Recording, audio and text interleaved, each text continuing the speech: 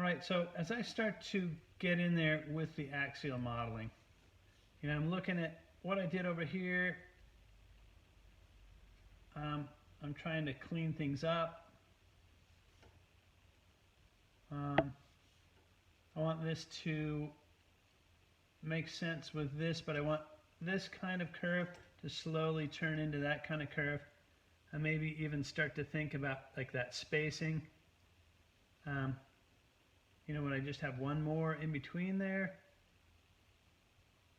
Could I get away with that? Maybe if I brought this over just a little. How much of that do I need to think about? It might be the kind of thing that I would want to start to think about. The other thing that as I think about line, cleaning up the line, I might also think about line weight. Are there places where I want to hit it, where I want to punch it? I'm going to bring this over. So I think that would be nice, and maybe just having this slightly over might give me a good spacing on that. But as this thing comes up, comes from around behind, comes up and changes directions again, it may be that in those little direction changes, I might want to punch those a little in terms of my line weight.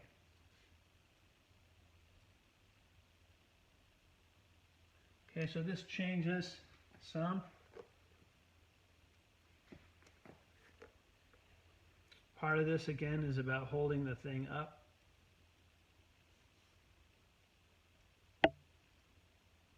It's still substantially doing that same thing. There's a place in here where I've got a crease where it changes. Anyway, your shoe is going to do what your shoe is going to do. And I don't think you have to sit here and watch me draw all the axial lines on mine.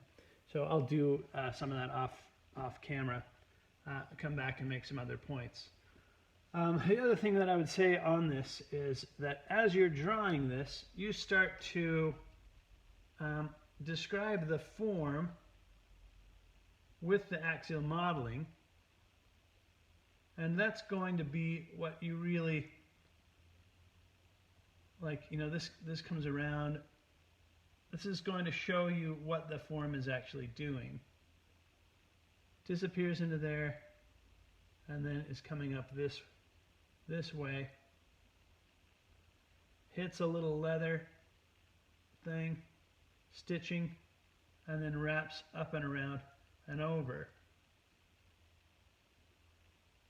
It's doing much the same thing that this thing is doing. Do I need to make it thicker? Maybe I do.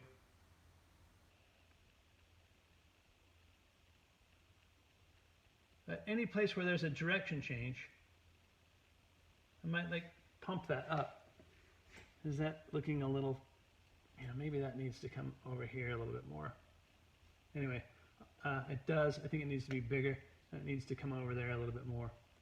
So I'll fix that. Yeah, sort of play the note, and if it's flat, then you got to come back and tune it up. Like this thing needs to come like that. Stitching, bigger, and up and over and around behind. So when I've got that little stitching there, that tells me where this thing is. And I might start to put that stuff into my drawing. I think I made this too big back here. I'll fix that. But I might start to put these individual little things in there. Like I've got a little leather thing happening there. You might be tempted to put that stuff in earlier. What I'd say is that as long as it is obeying the rules of your perspective, it almost doesn't matter. But I would think that putting it in right now, as you are figuring out your stitching, or figuring out your axial modeling might be the way to go. Like that disappears underneath, comes back out. So I might start to put some of these in here. I don't want to worry too much about like the spacing, but that might be helpful. There's one other idea that I want to say to you.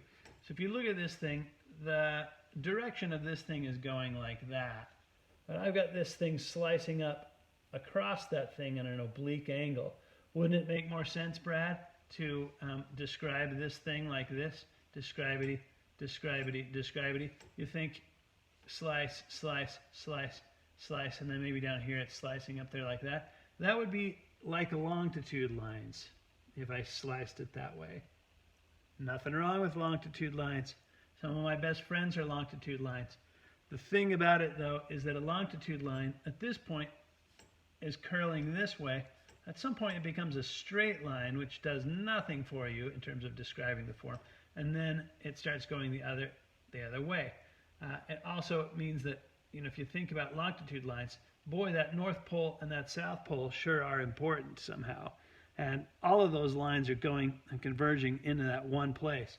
And when that happens, it really draws the viewer's eye to that point or that point down there. Like those become really, really important. And I'm not so sure that on my shoe, those particular points are really that important. In real practice, if I were drawing the figure, right, and they got an arm here, they got another arm over here, they got a leg, a torso, a head, whatever, it may be that that's exactly how I would want to model it. Think about it that way, But what we're doing here is really trying to emphasize this this cube thing that we started with and trying to be as consistent as possible. So I would caution you against that. The other thing that I would say is that if I'm going to model this down here along the way that the form goes, right, instead of going across it like this is doing, that's a legit decision, which if this were like a sandal and that's a strap, you might want to do it that way, right? Just realize that in that case, you're actually going outside the parameters. Let's see. I don't want to put it that way. You're making a conscious decision to not model it on the three axes of the box. You're going in a different direction, and you're doing it for a specific aesthetic reason. You've thought about it, and you're going to do it that way. Okay? You'll see that some of those successful projects make that very decision, and some of them make the other decision, which is to stay consistent with the X and the Y and the Z based on the MRI slices. Fair enough? Okay.